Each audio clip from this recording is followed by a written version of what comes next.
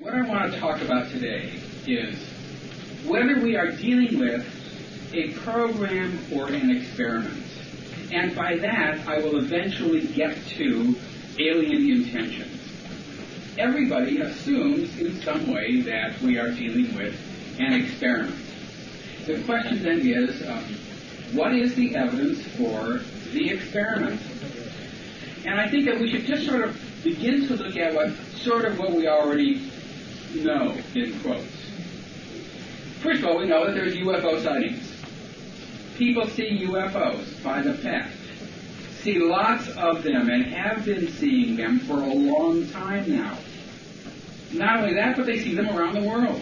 The United States does not have a corner on the flying saucer market. This is something that is cross-cultural. And the UFO sightings essentially are the same. Cynthia Hines, who examines UFO sightings and abductions and things in Africa, describes basically the same thing. As we know, in Asia, they're basically the same sightings. In Latin America, it's all the same. The people who see these objects are the good, the bad, the ugly. I mean, it's all over the board. It's anybody and everybody. There is no one type of person who is prone to see a UFO. It's everybody. It's people who are, shall we say, brilliant, who are intellectually challenged, everybody in the middle, people who have no insight whatsoever, people who are remarkably introspective. In other words, it's random. At least overtly. And we have millions of people who are witnesses, and that is not hyperbole. Literally millions.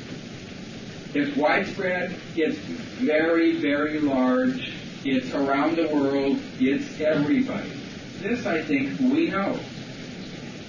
Well, starting about in 1961, actually starting in 1957, essentially, we began to hear about the abduction phenomenon. The abduction phenomenon started out really slowly. Your basic Barney and Betty Hill, 61, and then Antonio Villas-Boas case in Brazil, which happened in 57. We didn't hear about that until 66 as well. And the interesting thing about the cases that we originally heard of was that they were very few and far between. They were rare, they were odd, they were strange.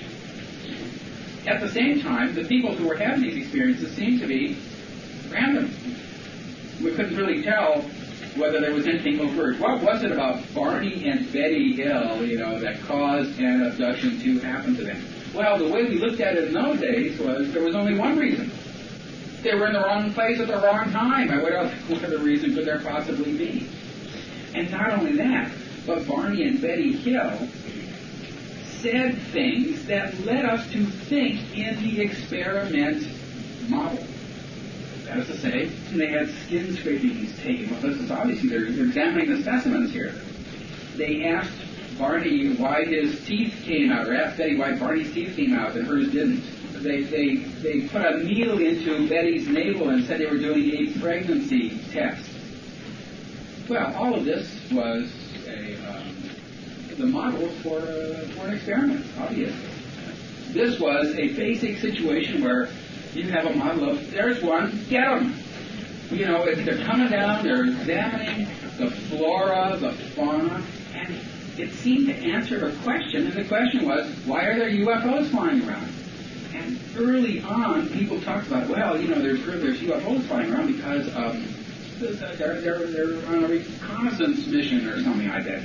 They're reconnoitering. They're examining the flora and the fauna. They're stripping bark off of trees. They're picking up leaves and putting them back. And there were reports of that. In fact, they're digging holes in the dirt and putting them into the little containers. And we got lots of reports of that. I mean, this is all consistent with this idea of an experiment. And so when they picked up Barney and Betty, you pick up a raccoon, you pick up a parakeet, you pick up Barney and Betty. I mean, what difference does it make? Well, the fact is, though, that this began to dominate UFO research and UFO research thinking for forever, till now. It still does, to a certain extent. In fact, it's hard to even think about this phenomenon without using that model, as I said before. Well, the question is then, so what? So what does all this mean? So why am I even going through this, and what does this have to do with the experiment model and the program and all the rest of that? Well, first of all, we know that abductees go around the world. That this is what I've shown you right here is a universal phenomenon. I have worked with people from the West African country of Mali, from India, from Romania, from Latin America, from you name it.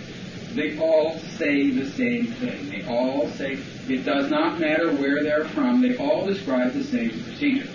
They describe the same instruments. We are at the point, literally, where when they begin to describe certain instruments, we now know what those instruments are going to be used for. They may not know it. They may be just not aware of it at all. But we pretty much know. We know the sequence of events that's going to happen to them around the world. It almost doesn't matter. In other words, we know when they say A, B, C, we know D's coming. And they're not going to like D. And, and I have to prepare them in my own hypnosis for D. Now, I've done about 730, 750 hypnotic regressions over the past 12 years. And we see a certain routine here, obviously. Well, we also know a couple of other things about the abduction phenomenon. We know that it's intergenerational. As you saw by talking about it, it's intergenerational. Bud said he didn't think it was all the kids, but, I'll tell you something, I think it is all the kids. With abductions, from what I can tell, and I think what we're seeing everywhere now, is that if you have 4 kids, if an abductee has 4 kids, all 4 kids will most likely be abductees. Now, they may not know it, and they may not remember it, and therefore it's hard to tell. We can't always know unless we investigate it, but that's my guess after investigating many, many, many, many, many cases of this. All the kids are abductees. So it's intergenerational. Therefore, all abductees have now 2 things in common. Now, those 2 things in common are, number 1, they're human. Number 2, their mother or their father was an abductee. This is the intergenerational aspect of it. Now, this is not just an intergenerational aspect. This is a bombshell aspect, as I will explain later. This is an aspect that is, let's just put it this way, to use the 60s phrase, it's mind-blowing for what it means, for the implications of it. We also know something else about the abduction phenomenon. We know that it's repetitive, that it happens over and over and over again. We used to think, as in Barney and Betty Hill, it was an adult-onset single event. In fact, we have never seen an adult-onset single event for a targeted abductee. That simply does not come up. So we know, and the people who we have worked with become sensitized to what is going on with them right away, because I have a little questionnaire that I give people, and it tells me essentially what is going on with them. And abductees tend to have a lifetime filled with unusual events, and non-abductees tend to have a lifetime filled with usual events.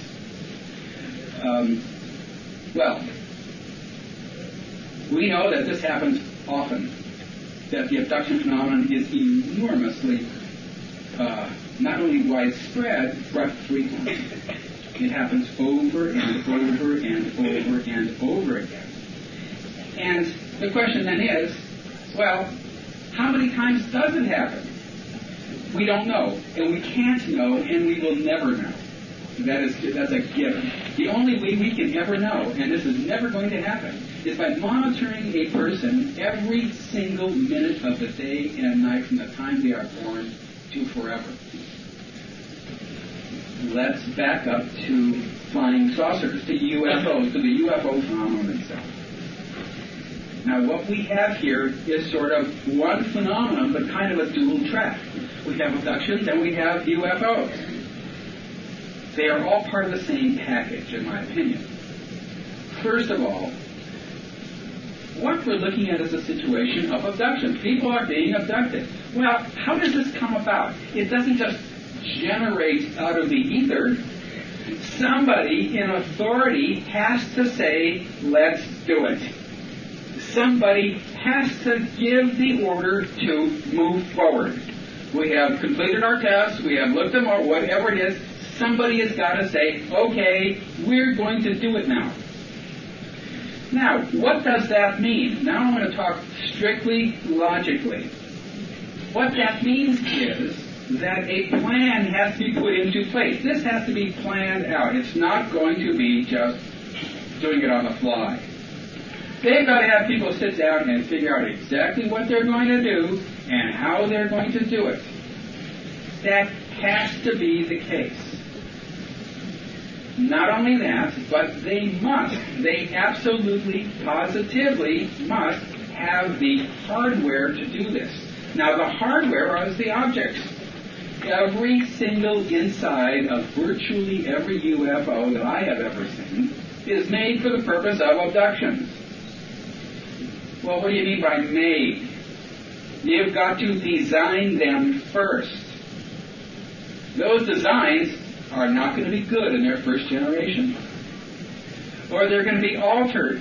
There's got to be people or beings or bits or whatever it is working on these things. There's got to be people in authority who are making the decision to go forward with this set of plans rather than that set. When you say, okay, let's do it, we're going to go with these, they've got to be manufactured. You've got to have some sort of mechanism where these objects can be fashioned, can be made, can be put together. That has to be. There's got to be a whole wing of industrial manufacturing to put these things together, and we know that they have put a lot of them together. Because we know that there are tremendous amounts of UFO sightings, and the chances of them being of the same 5 objects over and over again are going to be remote. There's going to be an awful lot of objects that have been manufactured for this purpose. Every time a person walks down a hallway, when they look at the various rooms that they're walking by on their way to the room that they're going into, what do they see in those rooms? Tables with FFDs on them. I mean, we are looking at a program that is built in every conceivable way for the idea of abducting people for that purpose. Well, the interesting thing is that when they abduct people, they abduct lots of people. Sure, they abduct them one at a time, and there's a small group, small object, a single table. But we see them as well with, 20 people, 50 people, 100 people, 500 tables in a room with people on them in an assembly line fashion. Get them in, do it, get them out. Get more in, do it, get them out. Over and over again, and we think we are seeing this 24 hours a day, 7 days a week after week, month after month, year after year, decade after decade, around the world. Well, in order to have all this, you must have a hierarchy of authority. What we see here, in fact, on board these objects is a hierarchy of authority. We see order givers and order takers. We see people who are in authority, and we actually see 3 and sometimes 4 structures of authority. Authority flows downward. There's give and take within this. It's not highly rigid, but we do see what this sort of hierarchy of authority. So, in other words, there must be design, there must be research and development, there must be manufacture, there must be implementation. And the implementation is the abduction phenomenon. This phenomenon we see has 2 other aspects to it. It changes over time, I think. Now, I'm a little bit shaky here, so this is an opinion as opposed to what we do know. I think that older abduction cases had more machine type of examinations, more machine type of procedures than we see now. Not only that, but we see absolutely many more abductions that are aided by adult hybrids. In fact, in the recent years, we've been seeing abductions conducted completely by adult hybrids, with no aliens at all. Well, no, other. Not only that, But this is a spreading phenomenon, and here comes the bombshell concept. The intergenerational aspect of it. This is the frightening one. You see, with an intergenerational aspect, what that means is that if you start off with a random population, let's just say 100 years ago, around the 1890s, and I'm one of these researchers who feels that the phenomenon goes back to the 1890s, and I personally lose sight of it almost completely after that, or before that rather. But if you go back to the 1890s, and we have a relative degree of certainty with that, and the reason we have a relative degree of certainty is because of the age of people we have worked with. We're limited by that. In other words, when a person comes to me and they're an abductee, and we know that they've been an abductee since infancy, and they're 65 years old, well, we can date the phenomenon back about 65 years. And if their mother is still alive, then we can question her, although 90-year-old people don't go into for hypnosis a whole lot these days, unfortunately. But we can also tell from stories in the family about the grandfather or the grandmother or great-grandparents, and sometimes these are clear abduction accounts, clear, and we can date them back to about the 1890s. To around the time, interestingly enough, of the Mystery Airship Wave, 1896, 1897, the first sort of UFO wave of sorts. Well, if you start off with a random selection of the population, and we do think it is random, what you're going to get is, through normal population increase, you're going to get a cone-like spreading out in the society. That is what I think we see. What we are looking at is a program, obviously. A well-thought-out, well-implemented program that has yet one last aspect, a veneer of secrecy that covers it up. And the secrecy basically is there to prevent us from knowing what they are doing to us. That's why this is a secret phenomenon, because of compromised program. As a program, this has a beginning, a middle, and an end, and it is goal-directed. It is not random. It can't be random if, in fact, it is not an experiment. It must be goal-directed. It must, therefore, have a beginning, a middle, and an end. So I think that this is ultimately a program of integration into the society. The fact is, I think, that the answer to the Fermi paradox is answered by the UFO phenomenon. Where are they? They are here. And the answer to the other problem of how come they haven't colonized is, well, they probably are colonizing. This does appear to be an integration or a colonization program,